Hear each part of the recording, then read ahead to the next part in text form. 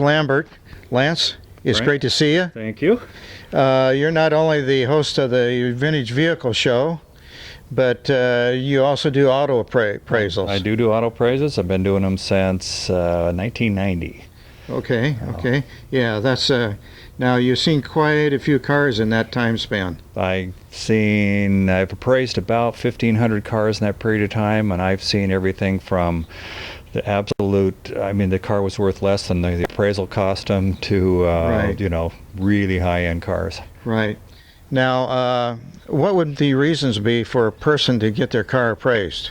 Most common is insurance. The insurance company wants to know what you think your car is worth, and you want an unbiased opinion of it to reflect the market value. So that is the most common. Also, estate situations, divorces. Some people are just curious, just want to know what their car is worth. They may not have any intent of selling it or reinsuring it or anything. They just want somebody's opinion what it's worth now. Well, would you please give us an overview on how you would appraise a car? I'd be happy to. All right. Doing a car appraisal, the length of the actual inspection just depends on the car itself. Sometimes they're as quick as a half hour, sometimes they're as long as an hour. Well, what do I do in that period of time?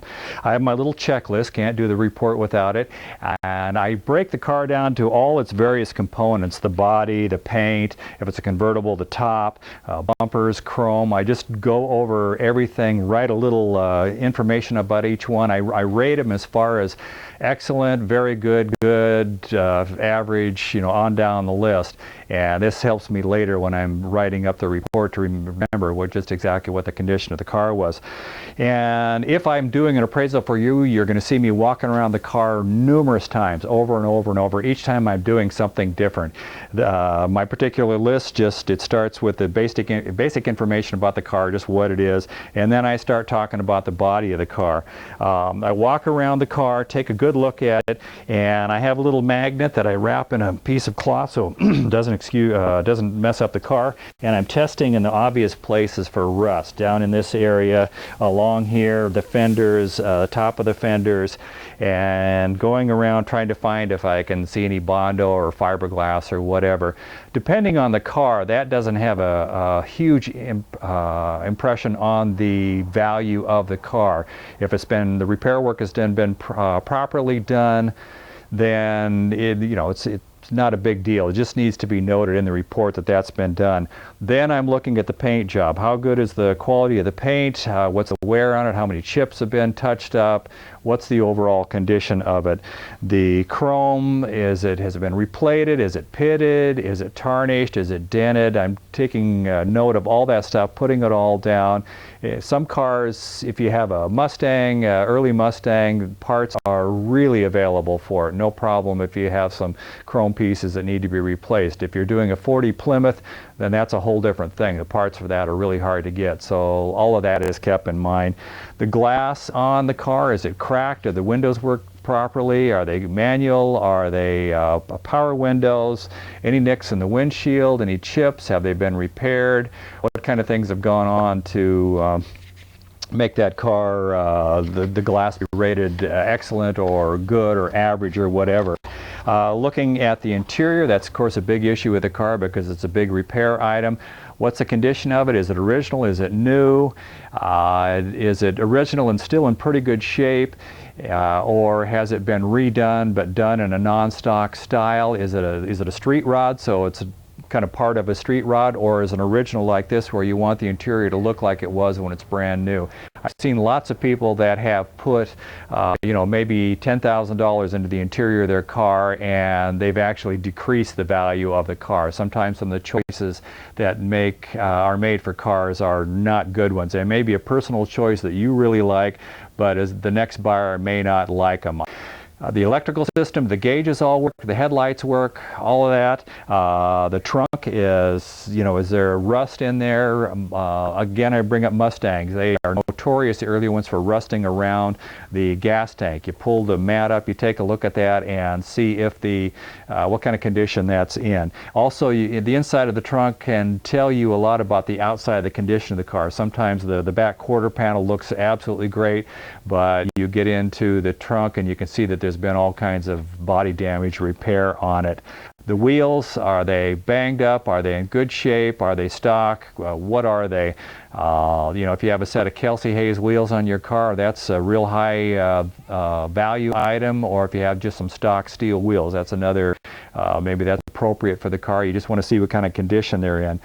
Chassis, I get underneath the car, and has it been banged up? I recently appraised a Chevelle, and it looked really good, but you got underneath and you could tell that this car had been in some accidents just from the shape of the chassis on it, that it was banged up and repaired. The engine, of course, a big deal. You get into the engine compartment. Is it original? This whole numbers matching thing is a big deal in some cases and of no importance in others. This 50 Studebaker, most people don't care whether or not it has the original engine in it. If it's got a good running 50 Studebaker engine in it, then that's fine, or appropriate engine for a Studebaker.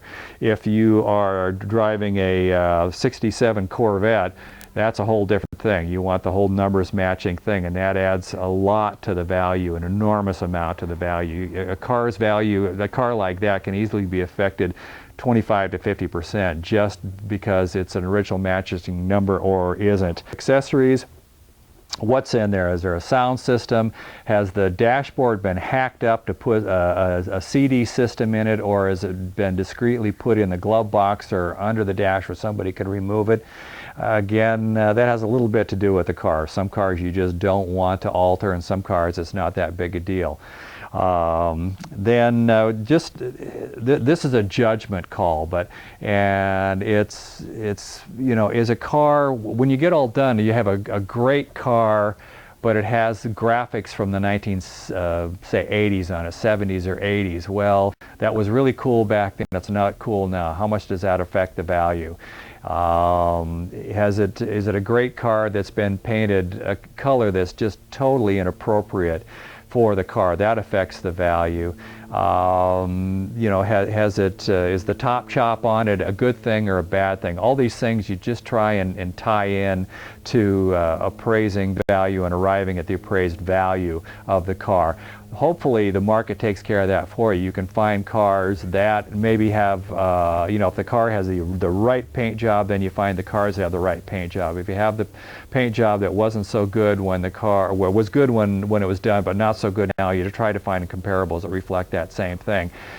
Sit down at the desk, find the comparables, write the report out, look at how the subject car compares to the comparable vehicles, and suddenly you find that, gee, everything that's like the subject car was selling in the, say this particular car in the $8,000 to $20,000 range. Well, then you look and you kind of tighten that up. Which of these comparables are really like the subject? And suddenly you have a bunch of cars that sold for $12,000 to $15,000. Well, that's starting to tell you that this car is worth $12,000 to $15,000. You finish out the report, you explain why you arrived at the appraised value of $15,000 on this car or any particular car, write the reconciliation, so that explains to the client what the why you arrived at the price you did. The report's done. It's probably about 6 or 8 pages long, plus the reports that I do generally have 16 to 30 photographs on them, just depends on the car. Put it all together, send it off to the client. Hopefully they're happy with it, and you know, I put the check in the bank that you've paid me to do the appraisal, and you take the appraisal and send it off to the buyer or the insurance company or whoever you want that report to go to, or just throw it in a desk, and there you go. Well, Lance, it's been great. Thank you, Frank. I'm going to bring my car over and have you appraise it. I'm sure it's that it's a number one. Yeah, I'm sure. Okay. All right. Thank you. All right. Thank you. Yep.